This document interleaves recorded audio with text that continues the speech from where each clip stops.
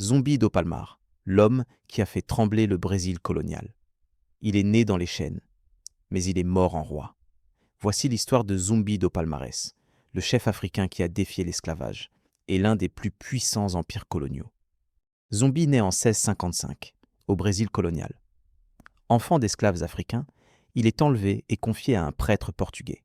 Il apprend à lire, à écrire, à prier. Mais à 15 ans, il s'échappe.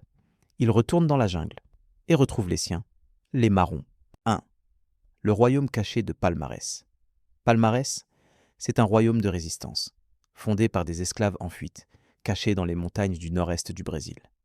Ils cultivent la terre, construisent des maisons, défendent leur liberté. Et Zumbi, jeune mais audacieux, devient un chef. Il organise la défense. Il forme une armée. Il refuse tout accord avec les colons portugais. Pour lui, la liberté ne se négocie pas. 2. La guerre contre l'esclavage. Pendant plus de 15 ans, Zumbi affronte les troupes portugaises. Il utilise la jungle comme arme. Palmares devient invincible.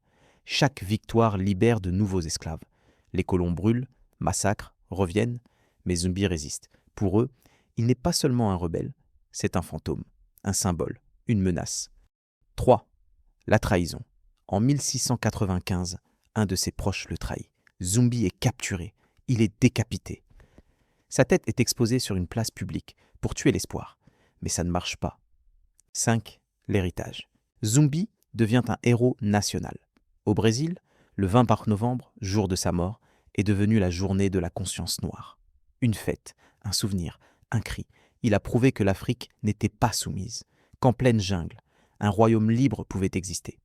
Zumbi, c'était plus qu'un homme, c'était un symbole, le feu de la liberté. Et ce feu ne s'est jamais éteint.